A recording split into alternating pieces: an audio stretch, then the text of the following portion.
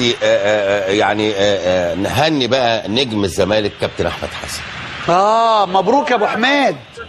يا كابتن مجدي ربنا يبارك. مبروك يا كابتن احمد. يا عم الف مبروك. السيروهات اللي بوش رجلك الخارجي اللي كترت عليك النهارده دي خير يعني.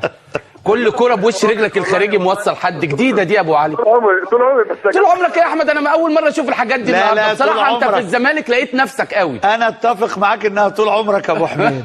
ربنا يخليك. لا انا بوصله لحاجه ثانيه، انا بقول ان في الزمالك لقى نفسه في السيروهات، لان اللعب السيروهات في نادي الزمالك مختلف. يلا اساله يا كابتن مجدي. احمد انا يعني بسم الله ما شاء الله المجهود اللي بتبذله في الملعب مجهود يعني كبير جدا.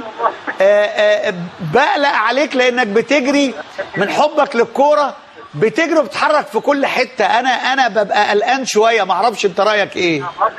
لا هي طبعا هو تعود يا كابتن مجدي، انت عارف احنا في ناس كده بتبقى روح عندها عاليه شويه، فهي مساله تعود. بالعكس يمكن هو انا زي ما انت قلت ان دي حاجه الواحد بيحبها ودي حاجه يعني بيبقى مبسوط بيها. فانا زي ما قلت قبل كده انا الكوره بالنسبه لي هي متعه، يعني مش يعني انا بحبها كشغل طبعا كمتعه في اي مكان، لان انا يعني اولا حاسس ان دي شغلتي دي مهنتي، انا برضه ضميري في ايا كان. ف زي ما قلت ان انا طالما ليا حقوق باخدها، يبقى عليا واجبات تجاه المكان اللي انا فيه. فانا والله يمكن الحمد لله زي ما قال لي كابتن ايمن، طبعا اكيد في نادي الزمالك طبعا يمكن فعلا لاقي نفسي بشكل كويس. كمان الكابتن حسن مع الكابتن حسن كنت لسه هكلمك في النقطه دي. يمكن انا عايز بس اسلم على الكابتن ايمن، انا نسيت طبعا اسلم على الكابتن ايمن. لا انا مسلم عليك من زمان، بسلم عليك كل شويه. ده لبست ابيض خلاص، انا بسلم عليك في كل مباراه ما تقلقش. بص يا كابتن ابيض احمر انت حبيبي كلكم حبايبي والله بجد والله، لان انا بحترم الناس كلها وبحب الناس. لا احمد انا ليا ليك سؤال مهم قوي في المباراه. اتفضل يا كابتن اتفضل. المباراه راحت وجت في منطقه نص الملعب كتير قوي، وانت كنت ذكي قوي ان انت تعرف تساند زمايلك في نص الملعب من غير توجيهات. نزلت قعدت كتير في نص الملعب زي ما كنت بتزود في الهجوم، نزلت قعدت في نص الملعب تزودهم.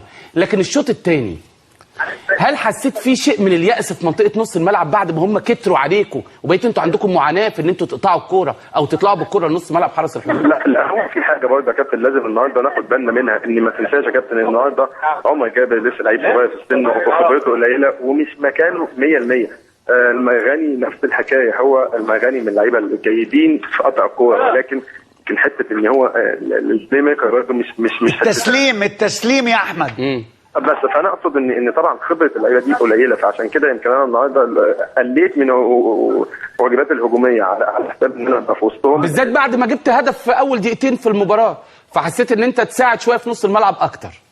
مش كده، هو من الاول طبعا، هو من الاول يمكن احنا في الاول يعني في الماتشات اللي كانت قبل كده كنا بنلعب انا وشيكابالا تحت الاثنين الفراوده، ولكن النهارده يمكن الكابتن كان حاططني قدام الاثنين الديفندرات اللي هو عمر جابر والمغني، فانا يمكن حبيت ان انا اكون متواجد معاهم فتره طويله عشان ما يبقاش فاضي نص الملعب. اكيد طبعا هم مع الوقت هيكتسبوا خبرات، هم لعيبه كويسين لعيبه مميزين، ولكن برضه لعيبه حرس الحدود لعيبه فرقه كويسه، فرقه منظمه، فرقه بتعرف تنقل كوره، بتعرف تلعب كوره، فيمكن ده قلل شويه من واجب الهجومي، ومع ذلك كنت بحاول اكمل طبعا لقدام، ولكن يعني في الجزئيه يا كابتن اللي انت قلت فيها يمكن الثقه الكبيره اللي بيدالي طبعا الكابتن حسن، وقد ايه هو بيثق في امكانياتي، وقد ايه يمكن اللعيبه كلها بتميل عليا. يمكن اني مثلا عارفين يعني دلوقتي خلاص يمكن حازم بدا يحفظ اني في الاول حازم كان دايما بيجري بكوره، يمكن انا دايما بكلمه اول ما تبقى الكوره معايا اجري من غير كوره هتلاقيها في سكتك، وده يمكن الحمد لله في اكتر من ماتش عملت له سرعات وصلته بيها. انت خدت منه